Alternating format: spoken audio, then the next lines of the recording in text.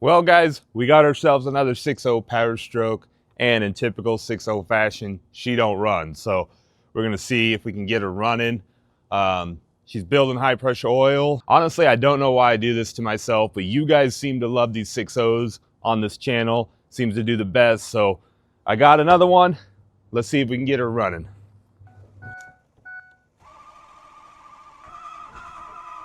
Come on, baby. You can hear her firing a couple cylinders. She wants to so bad. Oh, there goes batteries. You know, it's funny, I really thought having a trailer would actually save me money, but it's actually cost me a lot more because it's been way more accessible to just go grab a marketplace deal whenever I see them. And that's kind of how this thing came about. I'm gonna let the batteries charge up and I'll kind of go over this for you. So it's an 05, I believe, F250 with the 6.0 Powerstroke. It is a Lariat interior, actually decently clean. It does have the center console, which I was pretty excited about. Even came with a seat cover for the front. Typical fashion. Seat bolsters are all messed up, but otherwise, I mean, it's a pretty nice truck on the inside. Then on the outside, she's not too shabby as well. No rust really to speak of. Few dings and dents, like we got this one right here.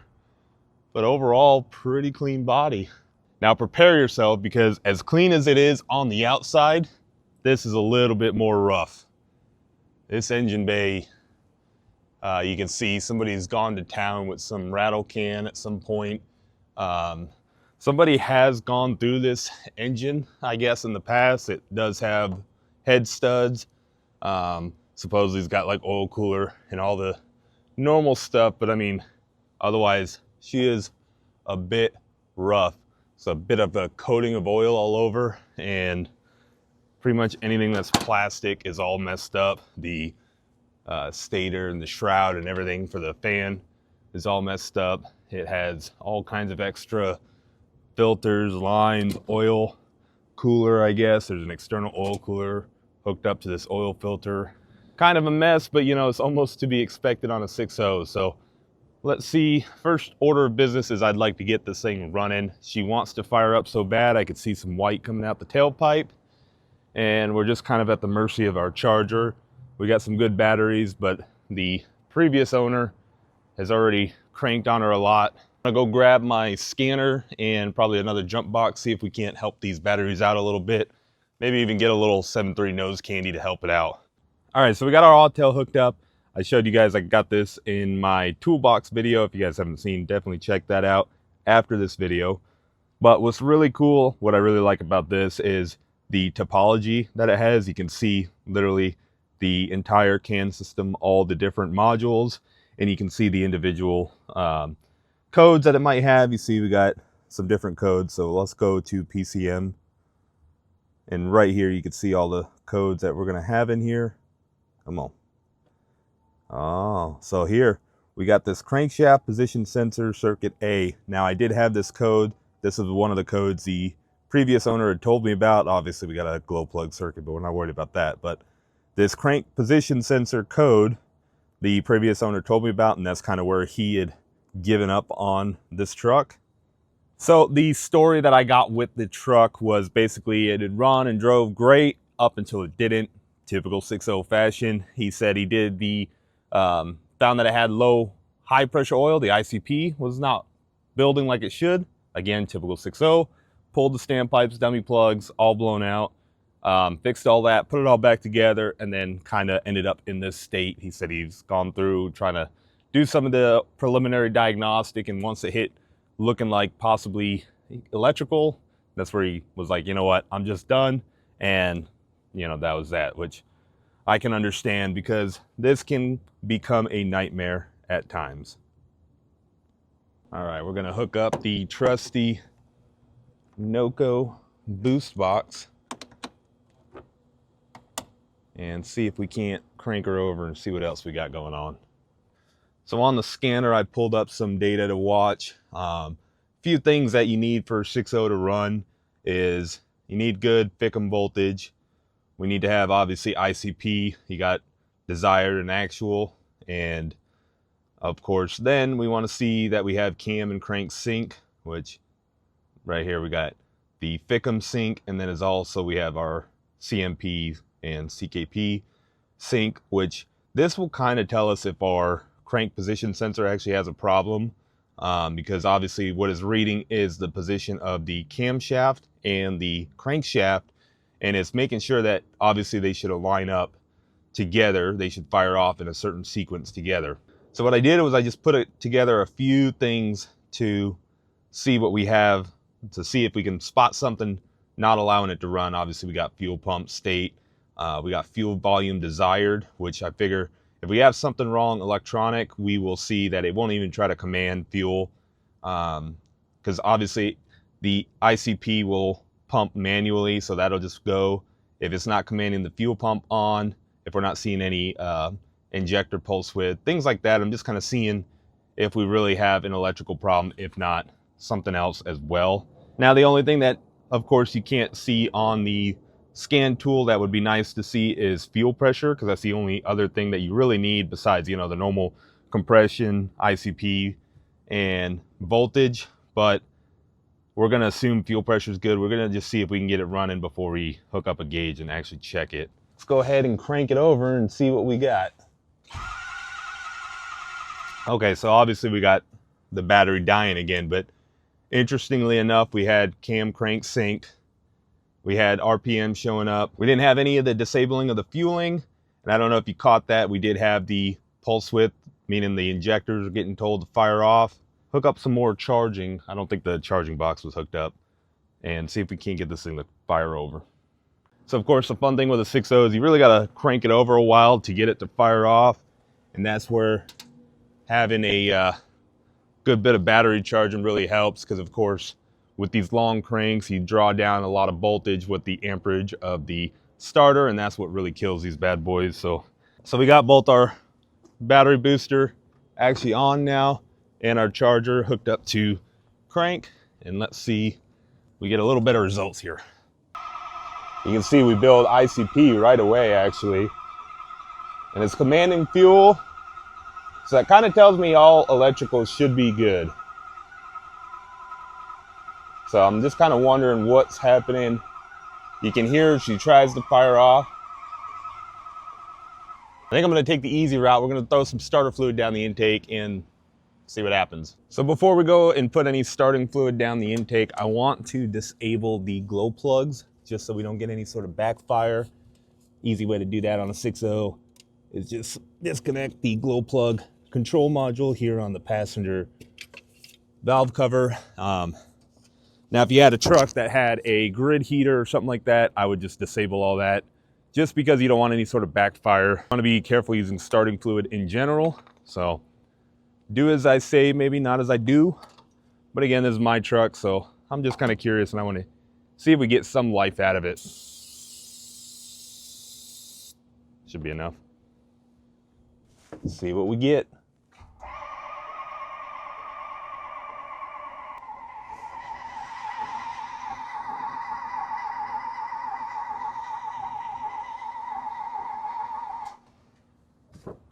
Oh man, that's not necessarily good. If we threw some starter fluid down her throat and she still wasn't willing to start. I'm also going to go ahead and double up my chargers on this battery, just because the starter is hooked directly up to this battery. Try to give it the best chance. Let's hook it up the right way actually. Give this starter the best chance of having some sort of life after this is all over. Come on. Give her another little shot. Maybe a big shot. Let's try again.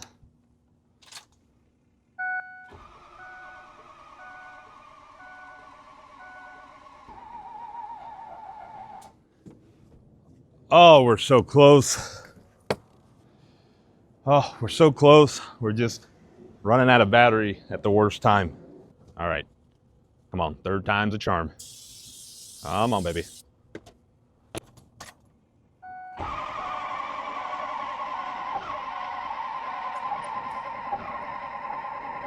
All right, I'm gonna see if I can help this along.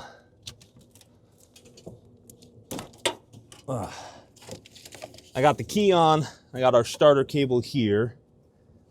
Let's see if I can't crank it over here and give her a little ether while we're doing it.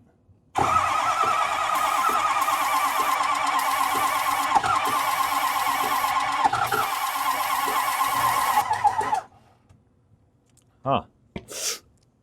That was quite a bit of ether and she still didn't want to run. Let's see if I can't pull this off. Quite a lot of oil dripping out of this bad boy. I got a feeling this motor might not be that happy. Let's go ahead and give this one more try.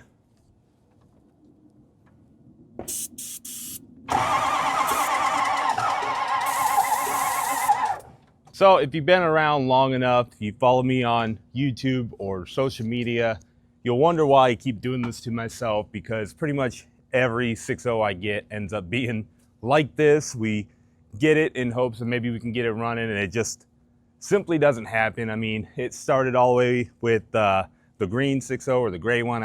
I don't know what color that thing was, but at least that one I bought knowing it wasn't gonna run because we had taken it apart. Then I had moved on. I had another one, which is actually very similar to this one. It was just a 04. So it had the leaf sprung front end. That one was super clean. I bought that one with a high pressure leak, hoping I could get it running. Got it. And then I got lucky with the Excursion. We did get that one running. It just turned out to need some repairs. Ran pretty good. And my buddy Brandon actually has it, and he just went through the motor. Now, Brandon did put in one of our stock plus 6.0 engines, but that was only because he wanted it to be fresh, and I had one in stock, and we were able to make a cool deal together. Then I got another 6.0 that you guys didn't know about, was gonna be on the channel, but I ended up just kind of nixing that project because it turned into needing a motor as well. That one we got, and it had fuel in the oil, so we were assuming it obviously needed some heads. I was trying to get it running. I wanted to hear the bottom end before we pulled it all apart. Which the only reason I do this to myself really at this point is for you guys, because I don't know, you guys seem to like these things, and something about 6.0s, I gotta admit I do like them myself as well. So, and that brings us to where we are with this bad boy. So I think at this point I might have fried the starter finally, just cranking it over for that long. Kind of concerned with the fact that even with some ether, she did not want to run, and obviously we got that's oil from when I threw the filter down. We got quite a bit of oil in the intake. Obviously, we could have a turbo failure, but the amount of smoke that was coming out the intake while we were cranking it over does have me a bit concerned. So we're gonna give this thing a rest. I'm gonna see if maybe the starter will come back to life. And with that, I have a bit of a surprise to show you guys. Kind of a method to my madness here with the 6.0s, and basically the only way I think you should own a 6.0 Powerstroke. And quite honestly, that is, you have to own two of them. You got to run with the theory that 2 is 1 and 1 is none when it comes to 6.0s. That's why I have already another 6.0. This is kind of the master plan with this whole deal. I got this one on trade as well, which quite honestly, guys, this has been the year of trades. I don't know if you've noticed. I was kind of weird. I don't know how long ago it was, but I was thinking how I haven't done any trade deals. I kind of steered away from them, especially nowadays. Just kind of doesn't really happen. And also with trade deals, you do run into a lot of like one side gets the better end and, you know, some bitterness, especially anytime you trade with friends. In my opinion, it's just a lot more easy to transact with cash. You know, this is a value I assigned on it and here it is, right?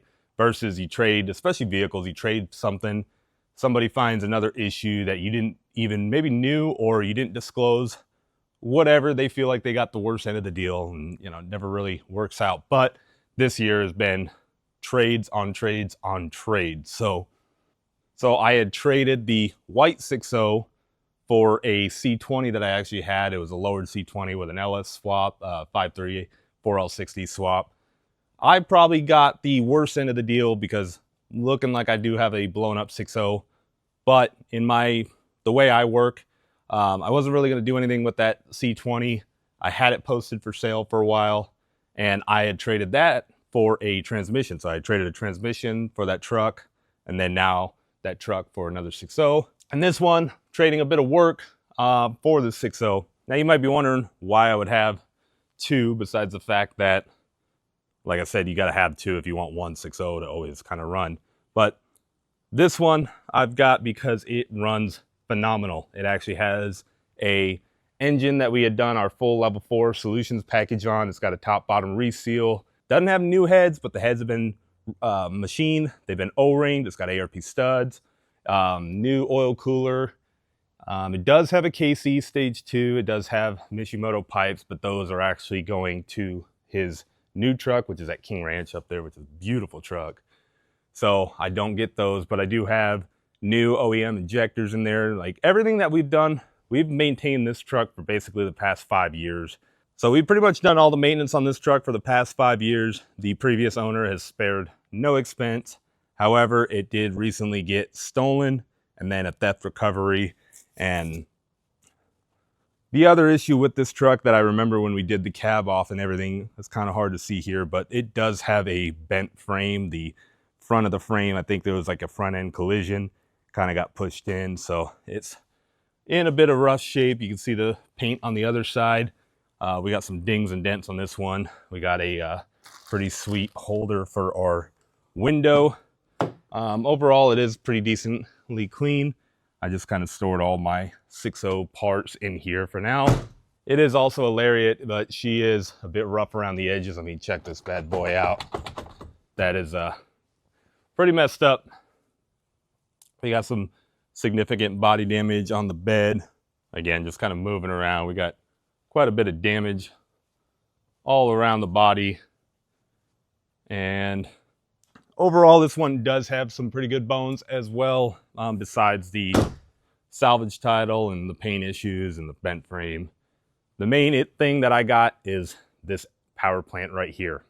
So if you guys aren't kind of putting it together right now, I think even worst case scenario, if the white truck has a bad motor, we got a good donor right here, because really this truck won't ever hold much value. It doesn't matter how much we do to it.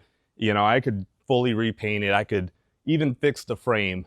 But as we all know, salvage title, rebuilt title, things like that, there's going to be no value. So for me, it is hard to put money into a vehicle like that.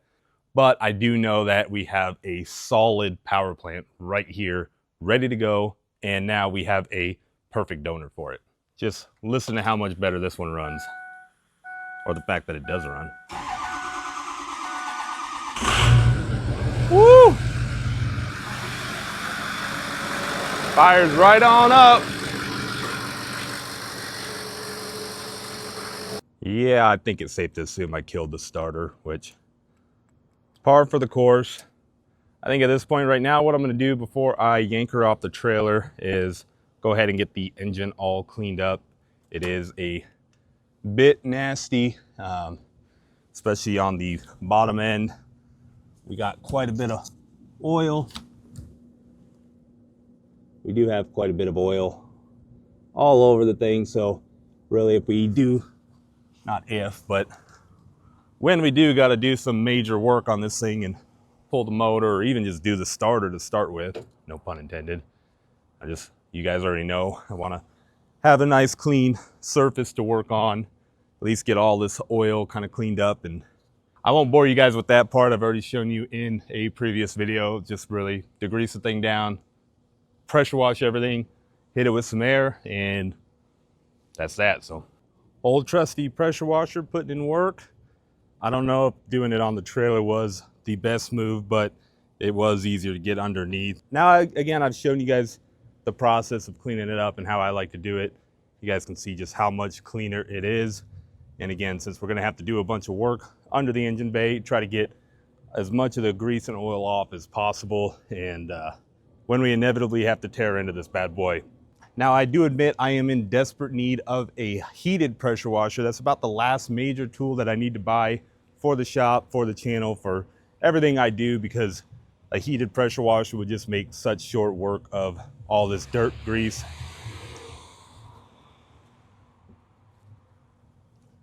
Especially underneath where you get a lot of the baked on oil from just the heat of the engine and everything like that.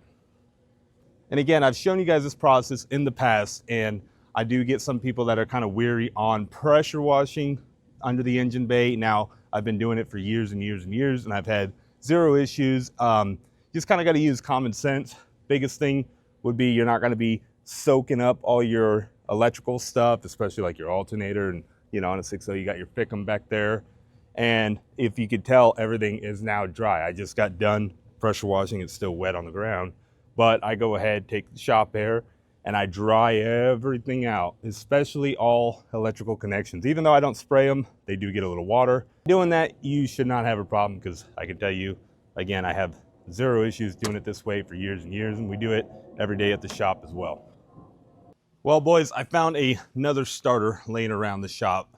Don't know if it works, but I figure we'll take a gamble and see, because I'm stubborn and I feel like we were kind of close to hearing this thing run. So let's throw this thing in and see what happens. So replacing a starter is pretty straightforward on one of these. I already got the grounds off the batteries. We got a main power wire here. We got our solenoid wire down here. And then there's going to be 3 bolts that hold the starter on. You got one here, and you got one right here, and then there's one in between the engine and the starter. So pretty straightforward. We'll go ahead and get that knocked out.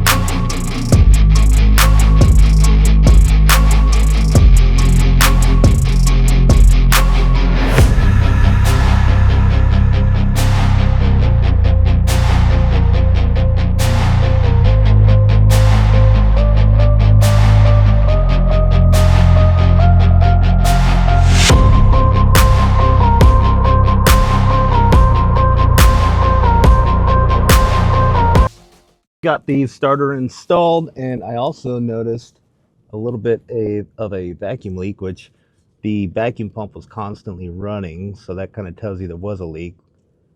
So we'll see if maybe that will fix it.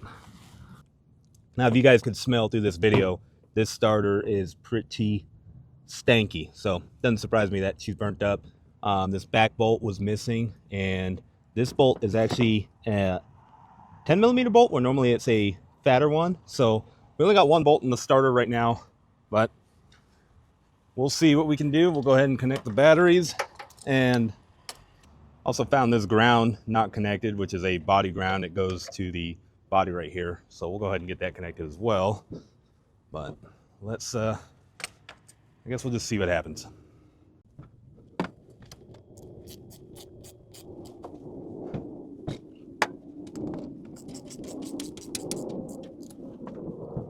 All right, I guess it's time to see what happens.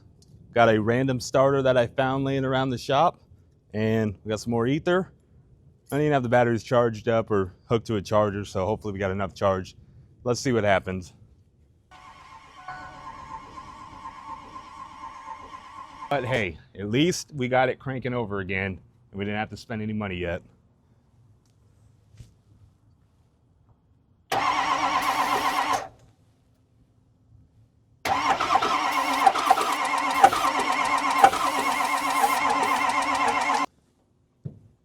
I got oil on my hand, just a little bit. It's coming straight out of the crankcase breather, which is a very, very bad sign. Show you guys real quick. Wow. So look at all that oil dripping out. Of course, some of that is water, but that is just pure oil.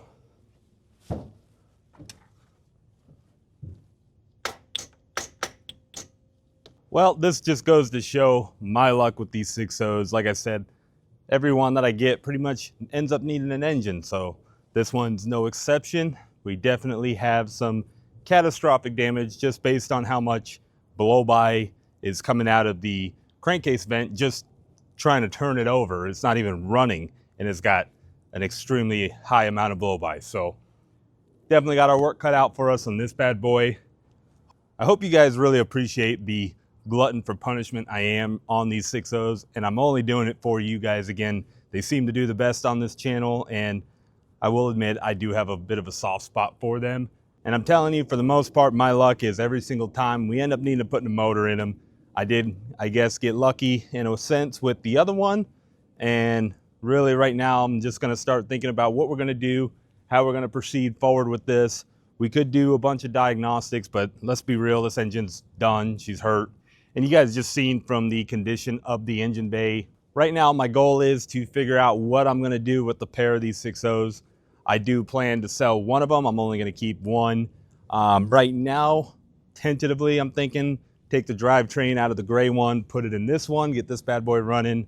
But then that kind of leaves the question of what to do with the other one, because obviously it wouldn't be worth much without the drivetrain.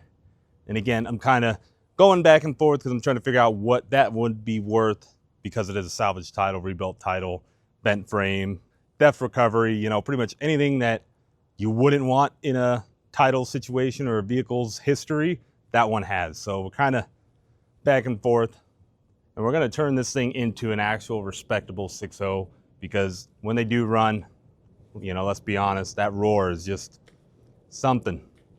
So I was going to end the video, but curiosity is just killing me, and I need to figure out what's going on with this engine. You can see it just has a ton of blow-by even when cranking. So went ahead, got a new starter, went with a 6.4 starter, because if you don't know, it's a great upgrade on a 6.0. They just spin a lot faster, and while you're there, you might as well upgrade. I went ahead, we did a manual compression test, at least on 2 and 4, which I can get to pretty easily. And we had very low compression, like down to like 225 PSI. So again, because I'm just curious, this engine has obviously been torn apart many times. I found all kinds of loose, missing bolts already just looking at it. I'm just kind of curious, maybe an injector pulled up, maybe we have a bad injector seal.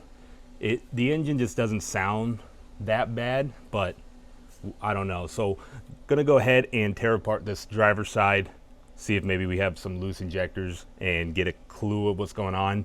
And then if anything, maybe pull an injector and see if we can get a bore scope down there and see, maybe we can see some clues on what's happening with our compression. So gonna go ahead and just start on that, and we'll get to it.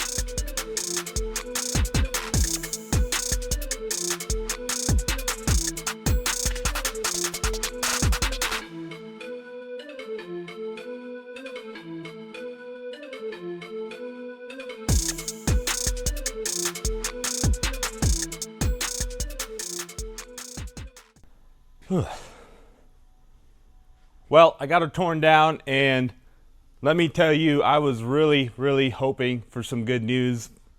In a way, I was looking for more bad news to hopefully turn into good news, meaning the more I tore this thing down, the more I found just loose bolts, missing bolts, broken bolts, you know, pretty much everything under the sun as far as poor workmanship. As I was loosening the injectors, they were not torqued, so I was kind of really crossing my fingers. And really what I was looking for on these injectors were like a burnt copper washer and then a bunch of blow-by. Basically, this is where all the combustion would be sealed from the cylinder wall to the injector, and I mean, you can see some here, but not enough to cause a lack of compression, which we were seeing.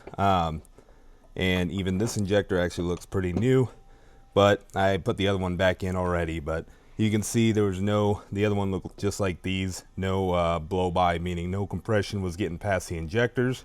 So I got the bore scope out, wanted to look down the cylinder wall, see if we seen anything or maybe a hole in the piston. This is the same bore scope I showed you guys in the toolbox tour video. It's the Tesla moves, has 2 cameras on it. It works really well, especially for the price. I got a link down below. So this is the video from that. You guys can see there's not much you could tell. I mean, you can see the cylinder walls look pretty worn.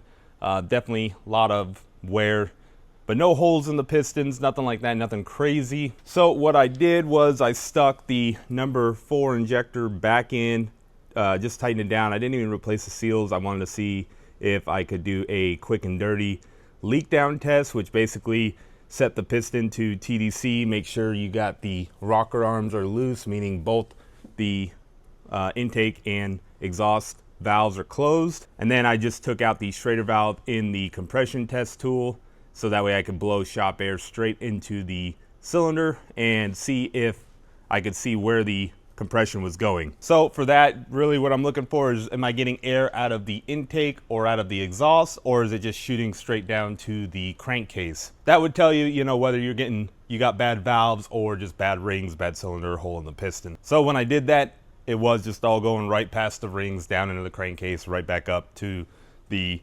valve cover area, and that's pretty much where she's at. And just out of curiosity, I ran another compression test on cylinder 4 with the injector torque down, and I got the same 200 PSI. So safe to say, as we all assumed, and as is my luck with 6.0s, this one is, she's done. So we got a bit of work ahead of us, a bigger project than I kind of anticipated, but it is what it is. That's what we're here for, and I'm sure that's what you guys are here for. So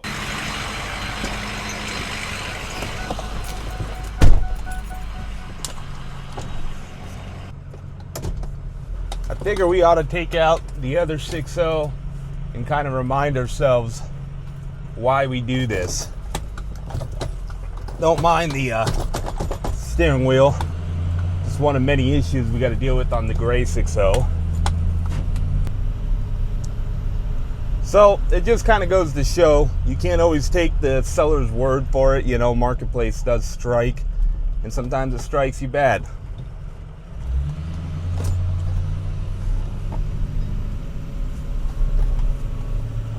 And this is one of those lessons. I get calls all the time where people are calling saying, hey, I can get a good deal on a diesel truck, especially 6.0s, because they seem to go really cheap. And they say, hey, it's not running, but the seller says it just needs an injector, or it just needs that, just needs this.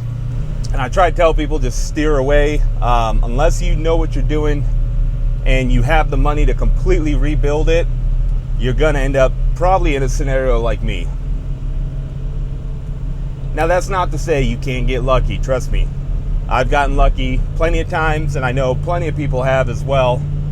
However, it's always a good idea to plan for the worst, hope for the best, especially when it comes to diesel trucks. So now what's cool for you guys is you're gonna get to see that whole process from, you know, busted marketplace deal to a good running 6.0 Powerstroke.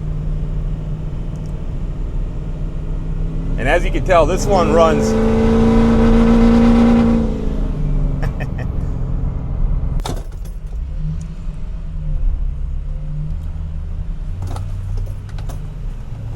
So again, guys, just beware when you're looking on marketplace, you think you get a deal, just be prepared. It doesn't always go as smooth as you'd like.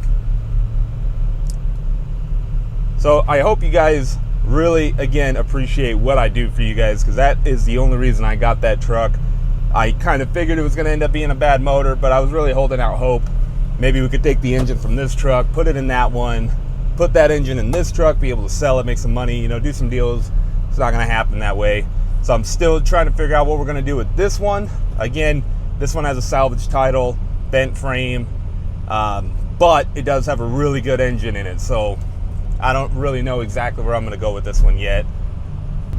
I do know I like the other one, the white one, a little bit better. I'm partial to the short bed, of course, and the fact that it's got a clean title, no bent frame. It's got a clean body, no real big dings or dents, no bad paint, things like that. Sorry for the way the camera's shaking. I got you guys on the suction cup mount on the windshield. But yeah, I mean, the thing is this is, when these 6.0s run, they just run so good.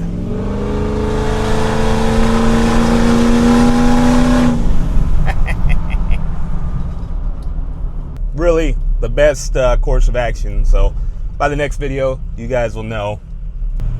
So guys, if you want to see more of the 6.0 content, you like what you're seeing, please hit that like button down below. Helps with the algorithm. If you guys haven't already, please hit that subscribe button, follow along.